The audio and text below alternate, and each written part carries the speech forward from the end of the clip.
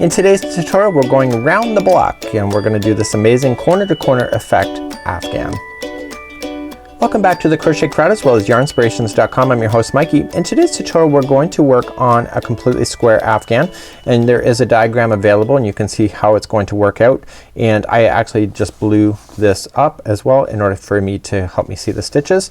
But also this is something that we've done before. It's called the Cottage Throw. There's another pattern available on our YouTube learning channel on how to do this particular concept, but of course we're switching it up a little bit today using the Bernat Maker Home Deck yarn.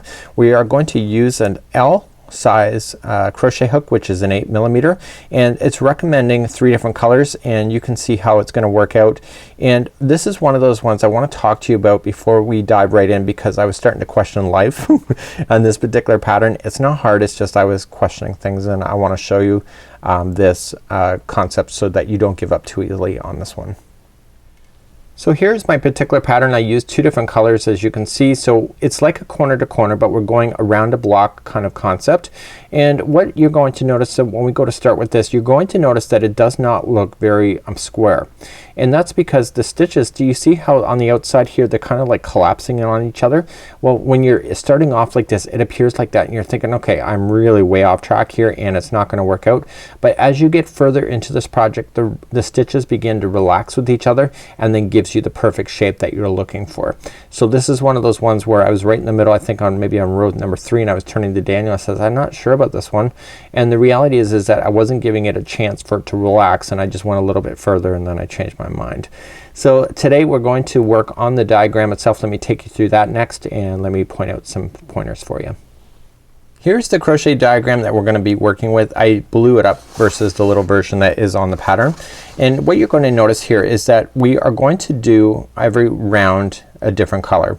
So you'll see that there is black here. This is just a black redding. So this is all one, and then we start switching to a new color. So the blue here is the same color, and then the black, if you follow it around, you'll see it's all the same color.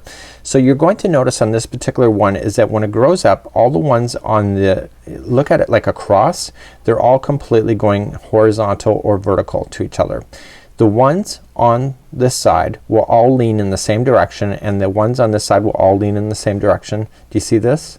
So it gives you an indication of where you are in the pattern. So let's take a look at the sample really carefully now.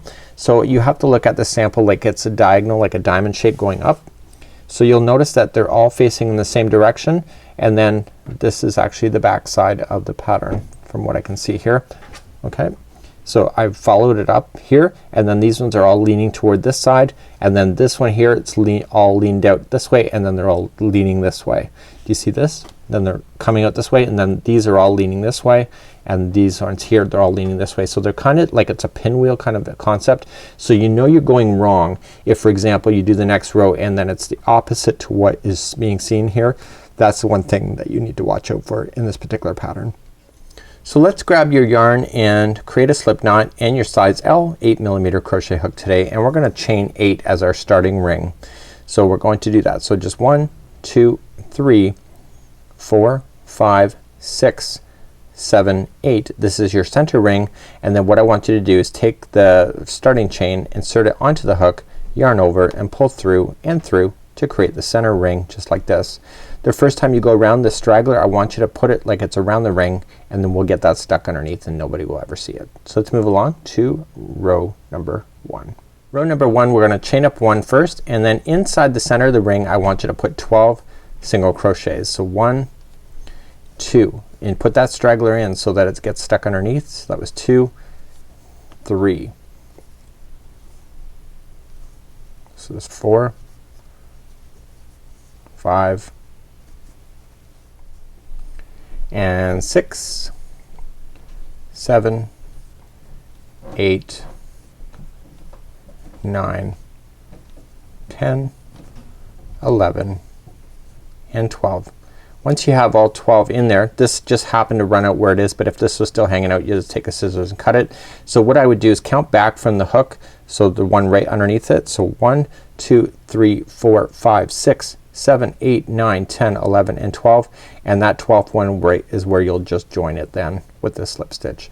as sometimes it's hard to tell that first one. So if you just count it backward like that, it's an easy way of doing that.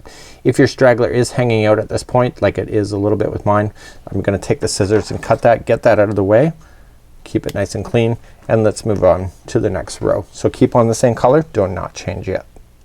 So here in the pattern we're going to slip stitch 1 over, and then we're gonna chain up 4. So 1 2 3 4, and then we're gonna treble into the next stitch, and then treble into the next stitch, and then chain 4, and we're gonna slip stitch it to the next stitch. Then chain 4 out in this direction, you'll turn your work, and then treble into the next 2, and then chain 4 to come back, and then chain 4 to slip stitch it and chain 4. And so what we have to do with these particular ones, especially on the ones in the right at the beginning, not only do we have to chain 4 going up, but we also have to chain 4 going back down in order to keep it looking consistent. So let's continue to do that for row number 2. So let's begin row number 2, and we're going to slip stitch over 1 more. So just go to the next one, pull through and through, and now let's begin. We're going to chain up 4. So 1 2 3 4. This actually counts as a treble technically, but just so you know that that's a chain 4. So we're gonna treble, so we're gonna wrap the hook twice, and coming into the next stitch available to you, we're gonna treble, and then we're gonna treble one more time. So wrap the hook again, going into the next stitch available to you, pull through 2 and 2 and 2 all the way back up. And now you'll notice that especially in the beginning here, that you'll have what appears to be 4. So you have to chain 4 to come back down, back to the ring. So 1 2 3 and 4. So just come to the very next stitch available to you and slip stitch in, just to hold that down. And now you're going to just automatically turn your work like I did, and let's go in the up direction again. So we're gonna chain 4. 1 2 3 and 4. We're gonna treble into the next stitch,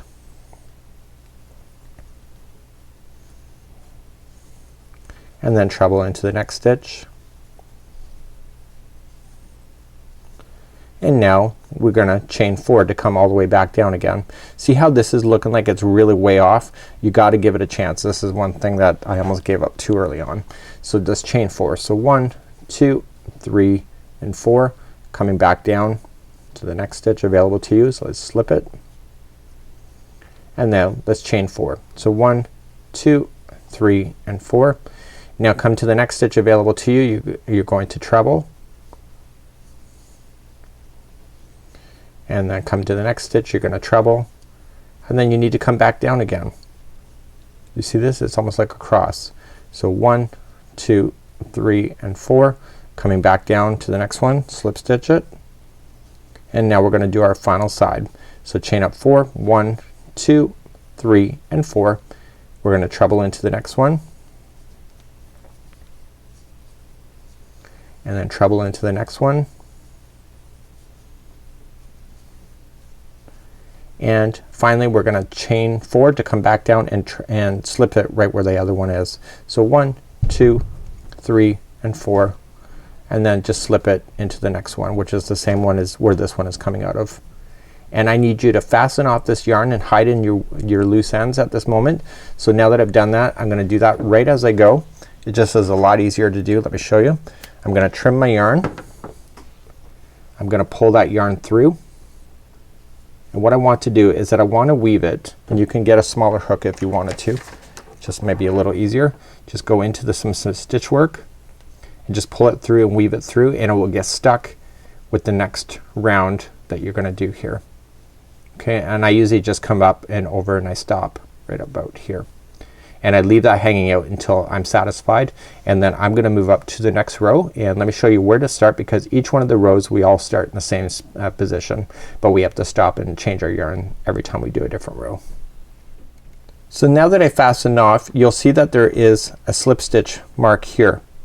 This is every time we start. So we're always gonna start it doesn't matter which one it is, but you're always gonna start at the top of one and chain up 4, and then do the next 2 trebles into the same trebles, and then chain 4 to come back down, and then this is where the storyline changes. Do you see how the first one is then gonna be leaning in this direction, and then this one is going to be then building up. So this one here is the start of all of them starting to lean. So this particular side will lean this way, this will lean this way, this will lean this way, and this way.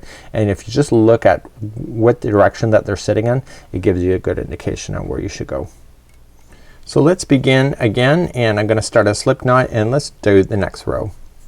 So I want you to come in, see where I finished and pulled that last one out. That's the first stitch that I want to go into, and I just want to just go into an actual chain. Don't go into a gap space at all. This is like the corner to corner, but you don't go into gap spaces. You still maintain chain work in this particular one. And really I thought to myself it would be a real pain, especially when you're working in these, but it's really not. It's actually a lot more simpler than I expected.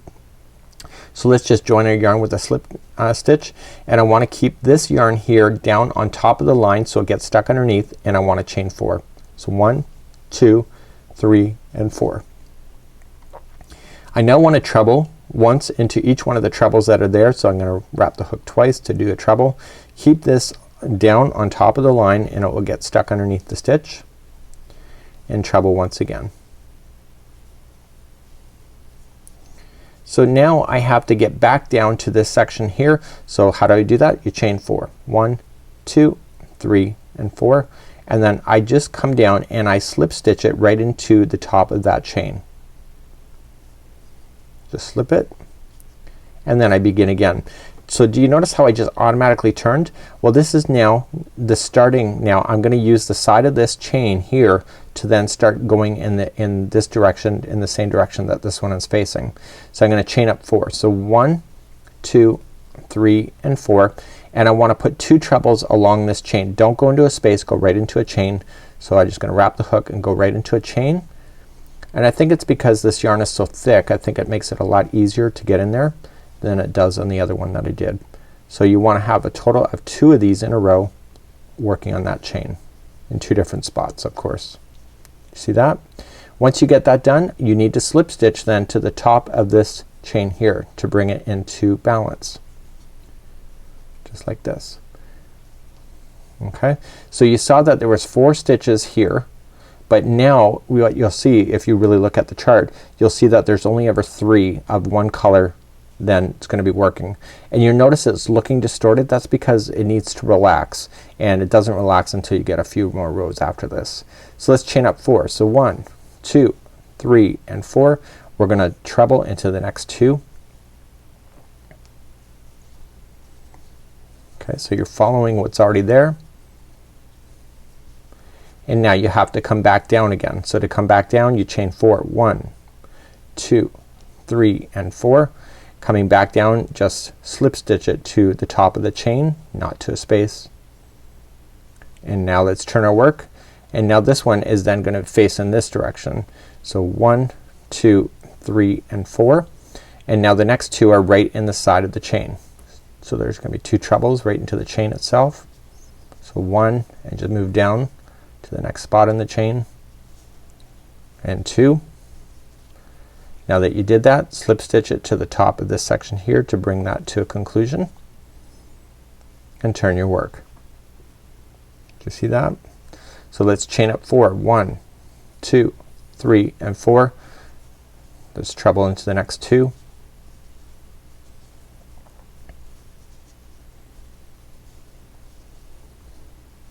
Now that you've satisfied that, let's get 4 down to go back down to this section here. So 1, 2, 3, and 4, and coming down to the top of the chain, slip stitch it,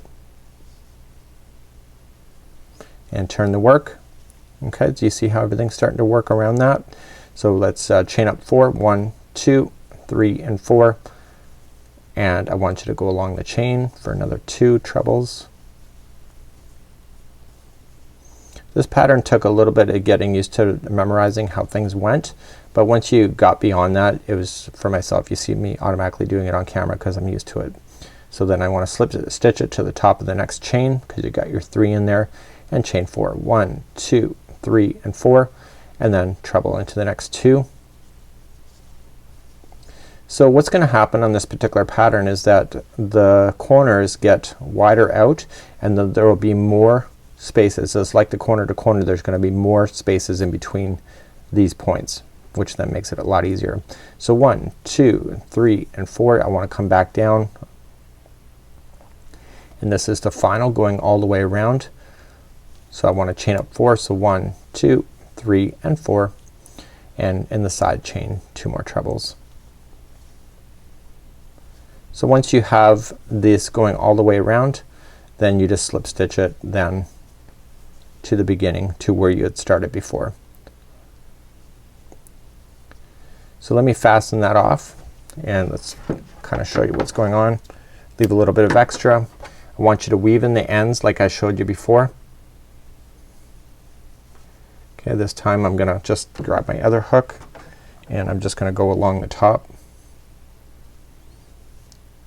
Smaller hook obviously can get into the stitches a little bit easier, and it just makes it easier to hide these.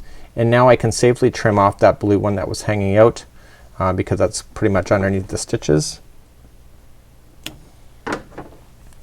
And that's what it looks like at this point. Okay, so this is the thing, is that it just takes a little bit for this to relax, and then it will sit like the other one does. Let me show you the example. So now that you've seen this done here, I haven't done anything, it just relaxed on its own. But when you're in the beginning stages, it looks like it's more ratty kind of idea, but that's because it hasn't relaxed yet and it needs the other layers in order to sit like this. So let's move along to the next round. So I'm gonna take you one more round around, and we have essentially established what we have here is that we were on row number 3.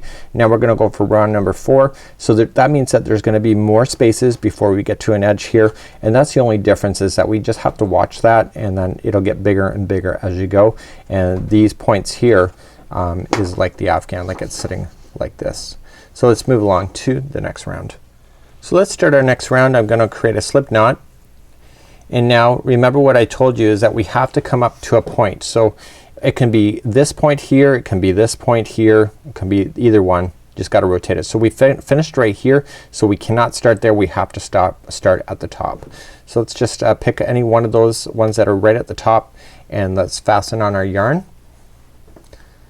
and we're gonna chain up 4. So 1, 2, 3 and 4.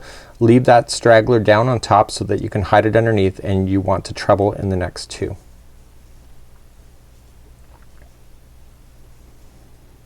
Very good. And then to get back down to this gray section right here, we have to chain 4. So 1, 2, 3 and 4. This allows you to also turn all the stitches on its side, and then in the next part of this. Okay, so I'm just slip stitching it. Now I'm gonna turn the work. So this one is already facing in the upward way. This one already is too. So this new one here is also gonna face in that same direction.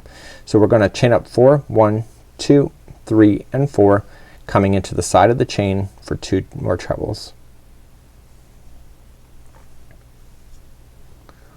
Like that, and then treble again, as long as you get your 2 in there. Okay, so there will be a total of 3, just like it was before. See how there's 3 here? There'll always be 3. Slip stitch it to the top of the first one, and then move up. So chain 4, 1, 2, 3 and 4, and then treble into the next 2 that are available to you. See, this is when it gets easy, especially when you're right in between the points of the corners. Okay, you get your 3 is now in there. Just slip stitch it here, and now you're on a point. So in the point we have to not only chain up 4, 1, 2, 3 and 4, we treble into the first, into the 2 trebles that are already there. And then we have to come back down, so we have to chain 4 to come back down. So 1, 2, 3 and 4, and come back down. Just like that. And so you turn your work, and now let's begin this side. So you can see this side just has an extra one there, and this one is now gonna have the extra one here. So I'm gonna turn my work and chain 4. 1, 2, 3 and 4, and treble twice into the side of the chain. So you're only having to do the side of the chain whenever you're right on the point corner itself, and then the ones all in the center now between the points are all right in the tops of trebles. So you got that done. Just slip stitch it to the top of the next treble, chain 4, 1, 2, 3 3 and 4, and this time you're playing in the trebles. So this is when it gets really quite easy. This is when the stitches start relaxing and the pattern that you've been working with is going to look like it does in the picture. So if you give up too early on this one, it doesn't, you haven't done yourself any justice. So now you're on a corner again, so you're gonna chain 4, 1, 2, 3 and 4, and treble into the next 2.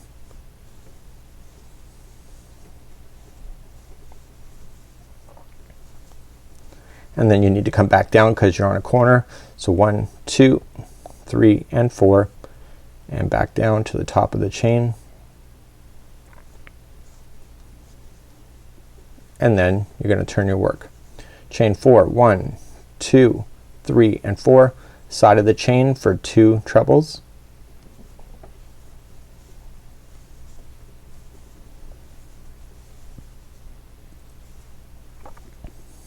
Just like that. And then slip stitch it to the top of the next treble, and then chain 4, 1, 2, 3 and 4. This is just like that corner to corner concept, and then you're going to treble into the next 2 trebles.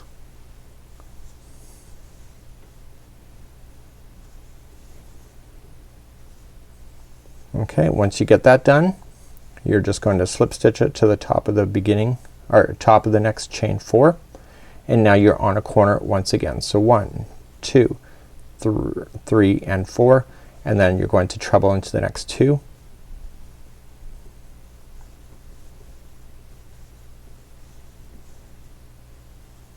So there's no border on this particular pattern. You just stop when you're satisfied with the size of it. So chain 4, 1, 2, 3 and 4, coming back down top of the chain because you're on the corner. And now turn your work and chain 4, 1, 2, 3 and 4, and side of the chain for 2 trebles.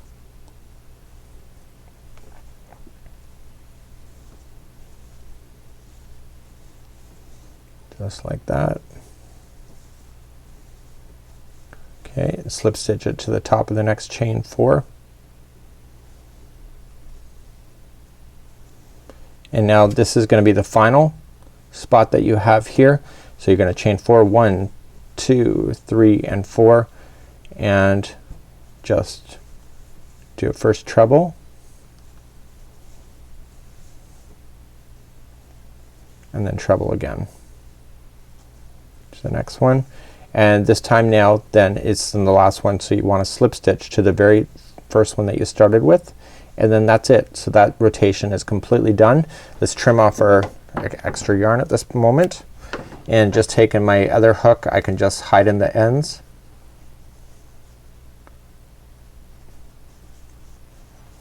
Okay, and so I can cut the other gray one that I had out. I buried that one in.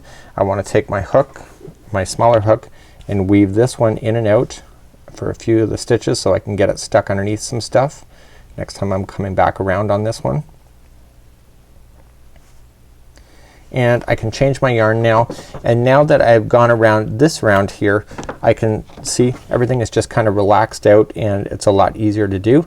And I think when I did this before, I actually worked in the spaces and not into a side of the chain, and when you do the spaces it really made some really terrible terrible gapping spaces.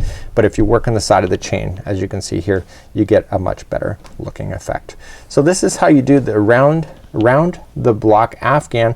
This is not a hard concept, and once you master it, and once you get this much bigger, it's just easier to go along the rows, and then the corners is just a few extra steps that you have to do in order to do that. So until next time, it's Mikey on behalf of the Crochet Crowd as well as yarnspirations.com. Have a great day. We'll see you again real soon. Bye bye.